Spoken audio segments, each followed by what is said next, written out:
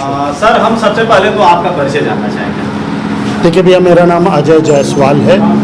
मैं लखनऊ में वरिष्ठ पत्रकार हूँ। पिछले 50 वर्षों से पत्रकारिता कर रहा हूँ। माया पत्रिका का मैं ब्यूरो प्रमुख रहा हूँ। विभिन्न पत्रिकाओं में रहा हूँ। वर्तमान में प्रभा साक्षी जो न्यूज़ चैनल है, सबसे बड़ा पोर्टल हिंदुस्तान का है, उसका उत्तर प्रदेश का ब्यूरो प्रमुख हूँ। मेरा केवल काम कोई राजनीतिक काम नहीं है। मेरा काम समाज के लोगों को जगा। सवाल कर सकते हैं कि क्यों केवल जायसवाल समाज को, यह आपका सवाल हो सकता है। देखिए, हम चाहते हैं कि हमारे समाज के जो दबे कुचले नीचे के लोग हैं, जिनको जानकारी नहीं है अपने आरक्षण में क्या लाभ मिलना है, हम उनको जगा रहे हैं। और साथ साथ जो गरीब कन्याएं हैं, उनके विवाह का व्यवस्था कर रहे हैं। हम समाज का जन जागरण कर रहे हैं, कोई समाज में जातीय नहीं फैला रहे हैं। आप ये आरोप न लगाएं कि हम कोई जातीय के रूप में हैं।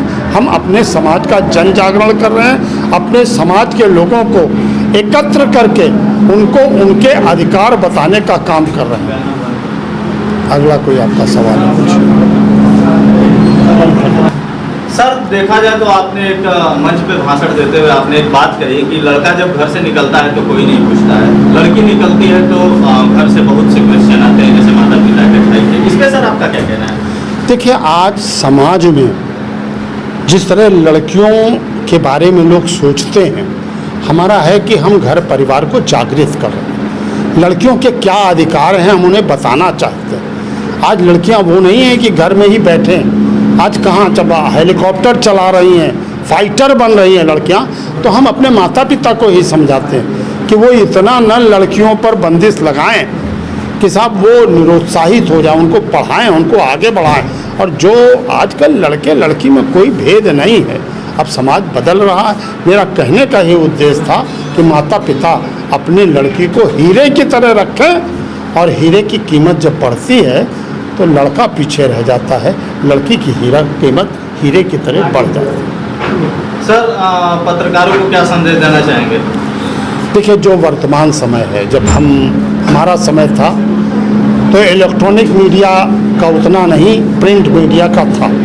हम अगर एक खबर भी छाप देते थे तो जल्दी जल्दी उसका कंट्रोडिक्शन नहीं आता था। हमसे नेताओं के संबंध मधुर रहते थे, लेकिन हम पर किसी दबाव का या कोई दल का या गोदी मीडिया, मोदी मीडिया, इस तरह के आरोप आज से 20-25 वर्ष नहीं लगते। प्रिंट मीडिया का ज़माना था, अपनी धमक थी। हम अपनी ईमानदारी, लगन और निष्ठा से काम करते थे। हमारे और मालिक के बीच में एक कड़ी होती थी संपादक की। हमसे कोई सवाल पूछता था तो हमारा संपादक, वी विल बी लाइविल with our editor, not the मालिक। आज उल्टा हो गया। आज पहले खबर बिकती है तब चलती है। एक ज़माना था पहले खबर छपती थी तब बिकती थी, फ़र्क केवल इतना। सर एक क्वेश्चन और होगा। देखा जाए तो छोटे मीडिया को जो बड़े अधिकारी होते हैं, सबसे पहले तो कहते हैं कि आपका रजिस्ट्रेशन है, तमाम प्रकार की, जैसे देखा जाए तो सोशल मीडिया और गोदी मीडिया, इसमें सर क्या अंतर है? देखिए, ऐसा नहीं है। आप कभी भी देखिए, संविधान में कहीं किसी पत्रकार को ये अधिकार नहीं प्राप्त है कि आप किसी से कोई सवाल जवाब कर सकें। मैं आज आपको बताता हूँ, पुलिस को अधिकार है आईपीसी में, वो किसी को बिठा करके भी 24 घंटे उससे कोई हिरासत में ले सकती है, उससे सवाल कर सकती है। आप किसी अधिकारी से ये नहीं कह सकते हैं, आपको ये बताना ही होगा। मैं पत्रकार के नाते पूछ रहा हूँ, you have no any right, not constitutional और ना किसी सीआरपीसी में। हाँ, अगर आपके संबंध अधिकारियों से मधुर हैं, संबंध मधुरता का गिव एंड टेक का मामला है, आप विश्वास लीजिए। वैसा गिव एंड टेक नहीं कि अंडर हैंड वाला गिव एंड टेक, आप उनका विश्वास लीजिए।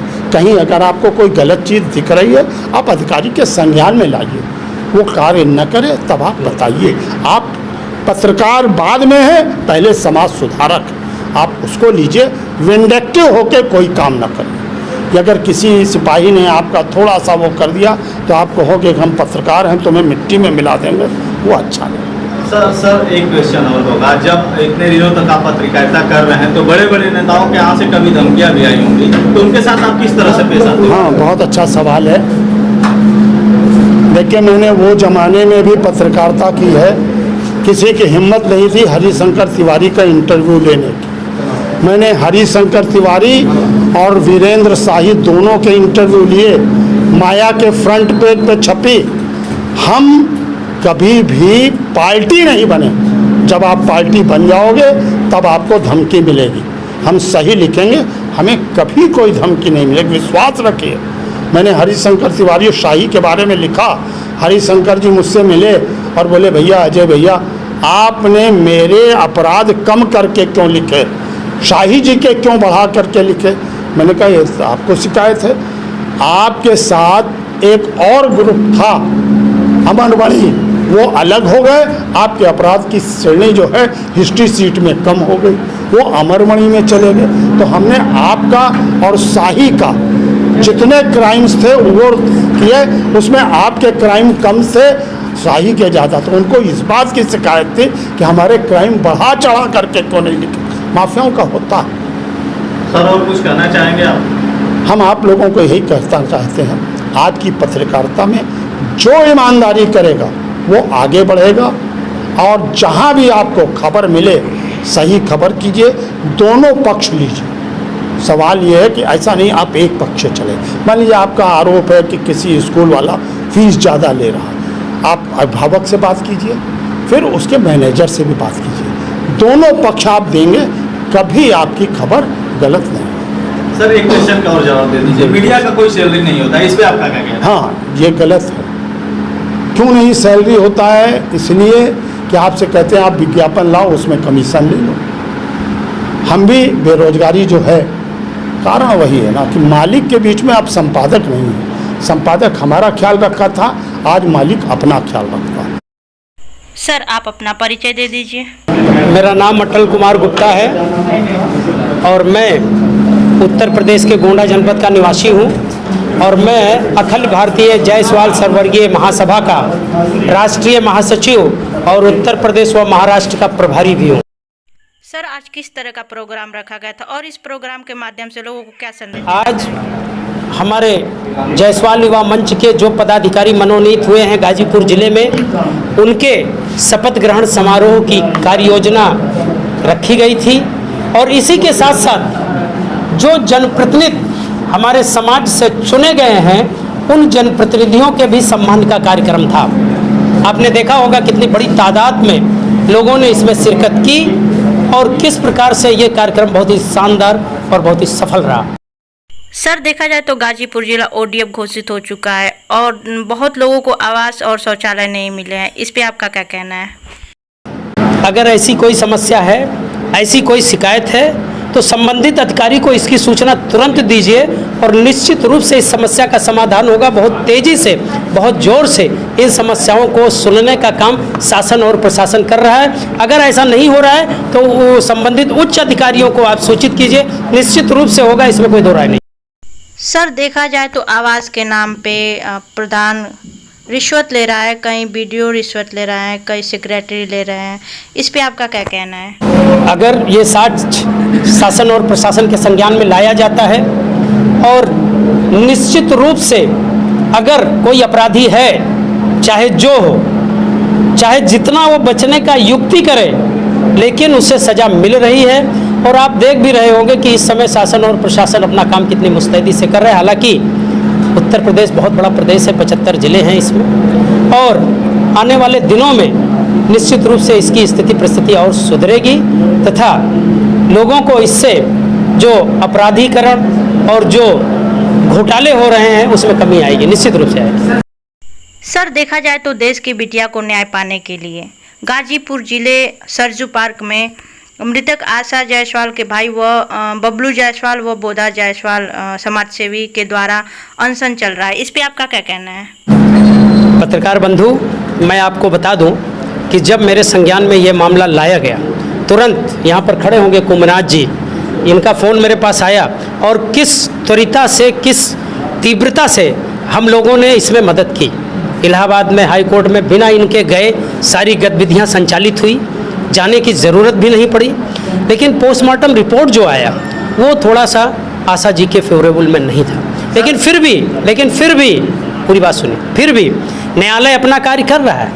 एक व्यक्ति गिरफ्तार है और जितने लोग हैं वो अभी शहर में मौजूद नहीं है, उनकी गतिविधि, व्यापारिक गतिविधि ठप है, वो स्कैप्ड हैं, शहर में नहीं है।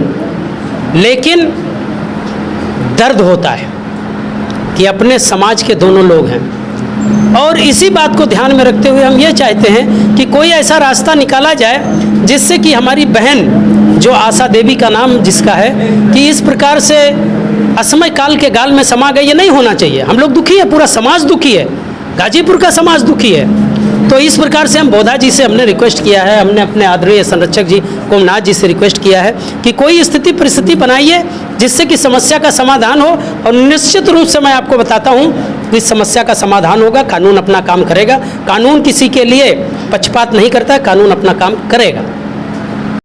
देखा जाए तो उत्तर प्रदेश की कुछ सड़कें खराब है, इस पे आपका क्या कहना है?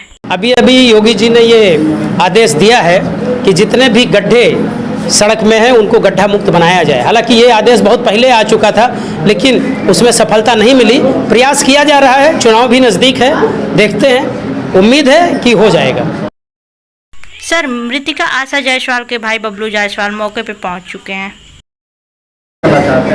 बुलाइए। हाँ, इस बेटे से तो हमारी अनेकों बार बात हुई है, बहुत बार बात हुई है। बिल्कुल, मैं भैया से कहना चाहूँगा कि ये मुझको जितना गम है और मैंने व्यक्त किया है हमेशा दूरभाष के माध्यम से, जब भी मेरे पास फ़ोन आता है, चाहे बोधा भाई साहब का फ़ोन आए और चाहे कुमनाथ जी का फ़ोन आए, और भैया का भी फ़ोन आया था। भैया का अमित क्या नाम है? बबलू जी आप भी हमसे बात किए थे। इलाहाबाद हाई कोर्ट में हमने क्या कहा था भैया? तुरंत वकीलों को उपलब्ध कराया कि नहीं कराया? 250 वकील हमारे समाज के हैं जो दिन रात समाज की सेवा करने के लिए तत्पर हैं। हमने तुरंत वहाँ पर बोला, लेकिन मैं ये देख रहा हूँ कि जो न्याय हमारी बहन आशा को मिलना चाहिए था वो न्याय नहीं मिल पा रहा है, इसलिए पूरा समाज लगा हुआ है। बोधा जी लगभग सरजू पार्क में अनेकों दिनों से बैठे हुए हैं। शासन और प्रशासन को, डीएम से मेरी बात हुई, मेरे भाई साहब की बात हुई, अजय भाई साहब की, और डीएम साहब ने भी कहा है हम देख रहे हैं। हम लोग आए हैं यहाँ, स्थिति परिस्थिति देखेंगे और उस पर जरूर कार्रवाई होगी, इसमें कोई दो राय नहीं है। लेकिन कोई निरपराधी भी ना फंसे, इस बात का भी ध्यान रखना चाहिए। और हमारी बहन आशा जो है उसको न्याय मिलेगा, उसमें कोई दो राय नहीं है। और बोधा जी लगे हुए हैं, हमारे आदरणीय पदाधिकारी हैं, वो दिन रात बेचारे इस काम में, घर बार का काम छोड़ छाड़ के सरजू पार्क में बैठे हैं। ये बहुत क्या नाम है, निंदनीय है, और इसकी जितनी निंदा की जाए वो कम है, और हमारे समाज की बेटी को न्याय मिलना चाहिए, यही मेरा संदेश है। सर, एक बेटी को न्याय पाने के लिए इतना कष्ट, इतना जुल्म सहना पड़ेगा, इस पे आपका क्या कहना है? समाज निरंतर लगा हुआ है, समाज की जहाँ भी सहायता की आवश्यकता होगी समाज पूरे मनोवेग से कार्य करेगा। और हमने घोषणा किया है अभी कि आप लोग बैठिए, और अगर आप कहें तो मैं गाजीपुर की धरती से तब तक कदम नहीं निकालूंगा जब तक इस समस्या का समाधान ना हो जाए, और मैं ऐसा करूंगा, लेकिन न्याय मिलेगा, इसमें कोई दो राय नहीं।